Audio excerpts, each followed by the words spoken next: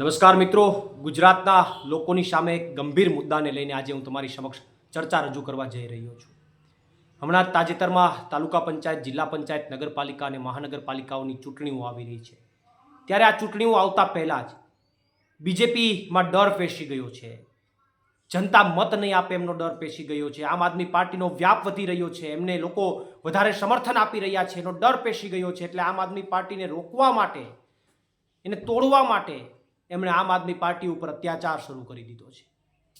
ગંદી રાજનીતિ શરૂ કરી દીધી છે. રાજનીતિની અંદર મુદ્દાઓની વાતો હોય, સામ સામે મુદ્દાઓ, તમે શું કરવાના, અમે શું કરવાના, એના માટેની લડાઈઓ હોય. પણ આ તો બીજેપી હિટલર શાહી ઉપર ઉતરી આવી છે.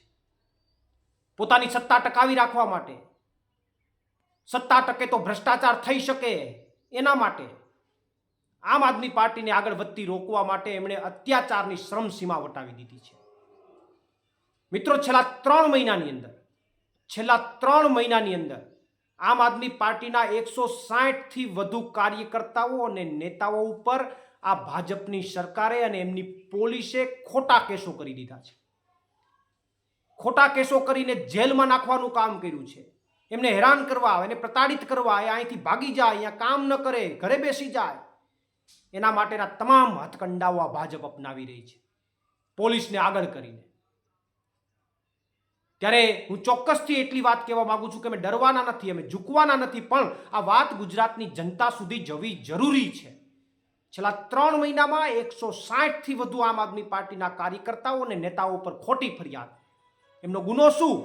તો કે ગુનો કાંઈ નહીં, માત્ર લોકો માટે લડે છે, લોકો માટે અવાજ ઉઠાવે છે, લોકો માટે સંઘર્ષ કરે છે અને જનતા એમને આશીર્વાદ આપે છે. આજ એમનો ગુનો. એનો ડર લાગે છે બીજેપીને. તો આ સૌથી મહત્વની અત્યારની ઘટના છે. પણ હમણાં છેલ્લા 2 દિવસમાં જે મહત્વની ઘટના બની એ મારે તમારી સમક્ષ મૂકવી છે. છેલ્લા 2 દિવસની અંદર પોરબંદર, જામનગર અને ખંભાળિયાની અંદર આમ આદમી પાર્ટીના કાર્યકર્તાઓ ક્યાંય રસ્તા ઉપર જતા હોય, ઓફિસથી ઘરે જતા હોય અથવા પોતાના લોકોની વચ્ચે જતા હોય, તો સેમ પેટર્ન એક્ટિવા લઈને 2-5 લોકો આવે છે, એમની સાથે એમના વાહનને સામેથી ટકરાવે છે અને પછી એમની સાથે ઘર્ષણ કરે છે, બાંધે છે, ઝઘડો કરે છે, એમની ગાડીના કાચ તોડી નાખે છે, એમને મારવામાં આવે છે. એટલું થાય પછી પણ આમ આદમી પાર્ટીનો કાર્યકર કોઈ પણ પ્રતિક્રિયા આપતો નથી. પોતાને ન્યાય મળે એ માટે પોલીસ સ્ટેશન જાય છે. તો પોલીસ સ્ટેશન જાય તો એમને ક્યાંક ને ક્યાંક ત્યાં તો ઊંધું દેખાઈ આવે છે. આખું પરિણામ જ અલગ હોય. પોલીસ સ્ટેશન પોતે ફરિયાદ કરવા જાય છે તો એમને આરોપી બનાવી લેવામાં આવે છે. જે વ્યક્તિ આવીને મારી ગયા છે એમની ફરિયાદ લઈ અને આ લોકોને આરોપી બનાવી દેવામાં આવે છે. અને આમ આદમી પાર્ટીના કાર્યકર્તાઓની કોઈ વાત સાંભળવામાં આવતી નથી, એની ફરિયાદ લેવામાં આવતી નથી. છેલ્લા 2 દિવસથી 3 જગ્યાએ, પોરબંદર, જામનગર અને ખંભાળિયા, 3 જગ્યાએ આમ આદમી પાર્ટીના કાર્યકર્તાઓને મારવામાં આવ્યા. એ પોલીસ સ્ટેશન ગયા તો એમની ઉપર ફરિયાદ ન લેવામાં આવી, પણ એમની ઉપર કલમો લગાડી દીધી અને પણ 109 જેવી ગંભીર કલમો, એટેમ્પ્ટ ટુ મર્ડર. અને એમાંય સાહેબ એક ગંભીર વાત એ કહું કે એક વ્યક્તિ તો દિવ્યાંગ હતો, એક વ્યક્તિ એમાંથી દિવ્યાંગ છે, શારીરિક રીતે અશક્ત છે. એ વ્યક્તિને મારવામાં આવે છે અને ફ્રેક્ચર થઈ જાય છે. એ પોતે હોસ્પિટલમાં દાખલ થાય છે.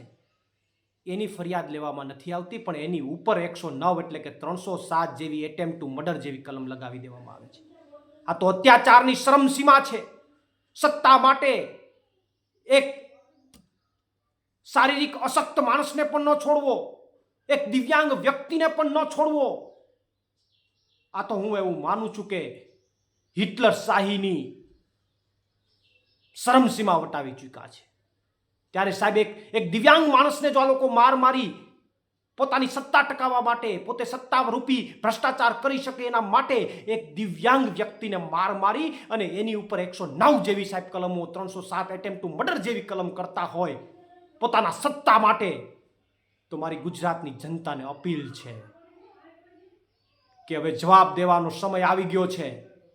અમારી ઉપર અત્યાચારો ગમે એટલા થશે અમે સહન કરી લેશું, કઠણ કાળજુ રાખીને સહન કરી લેશું. એ દિવ્યાંગ વ્યક્તિનું મનોબળ હજી તૂટ્યું નથી, એ જેલમાં છે, પોતે હોસ્પિટલાઇઝ થયો છે, એનું મનોબળ તૂટ્યું નથી. અમારું મનોબળ પણ તૂટવાનું નથી. અમે આ ભાજપની સામે લડવાના છે, લડતા રહેશું, ડગવાના નથી. પણ મારી ગુજરાતની જનતાને એક અપીલ છે કે અમારી ઉપર જે અત્યારે અત્યાચાર થઈ રહ્યો છે, અમારો કોઈ ગુનો નથી, તમારા માટે લડીએ છીએ એટલો જ ગુનો છે. અમારી ઉપર અત્યાચાર થઈ રહ્યો છે, એનો જડબાતોડ જવાબ હમણાં મહિનામાં દેવાનો છે. ગુજરાતના લોકોને અપીલ કરું છું અને બીજેપીને પણ કહું છું કે આવી જાઓ, અમે લડવા તૈયાર છે.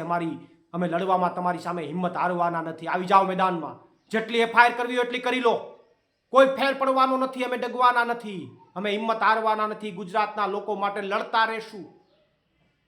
અને પોલીસને પણ કહેવા માંગુ છું કે જેટલી પણ બીજેપીના કહેવાથી જેટલી ફરિયાદો કરવી હોય એટલી કરી લો. જેણે ફરિયાદો ખોટી કરી છે, એના વિસ્તારમાં દારૂના અડ્ડા અને જે ડ્રગ્સ ચાલે છે અથવા ખોટું કામ ચાલે છે, એને આવનારા દિવસોમાં લિસ્ટ સાથે ખુલ્લું ન પાડીએ તો યાદ રાખજો. પણ છેલ્લી વાત, ગુજરાતની જનતાને અપીલ કરવા માંગુ છું કે અમે લડીશું, તમારા માટે લડતા રહીશું. ગમે એટલા અત્યાચારો આવે, અત્યાચારોને સહન કરીશું. ગમે એટલા પથ્થર ફેંકાય, પથ્થરમાંથી પગથિયા બનાવીને અમે આગળ ચડતા રહીશું. પણ અમારે ગુજરાતના લોકોના આશીર્વાદની જરૂર છે. આ અત્યાચાર જે થઈ રહ્યો છે એમાં પણ અમે ડગવાના નથી. ત્યારે આવનારા સમયમાં તાલુકા અને જિલ્લાની અંદર જડબાતોડ જવાબ આપજો. એને જેટલો અત્યાચાર કરવો હોય એટલો કરી લે, એનો જવાબ આપવા અને એની સામે તાકાતથી લડવા માટે અમારી તૈયારી છે. પ્રવીણ રામ, પ્રદેશ ફ્રન્ટલ અધ્યક્ષ, આમ આદમી પાર્ટી.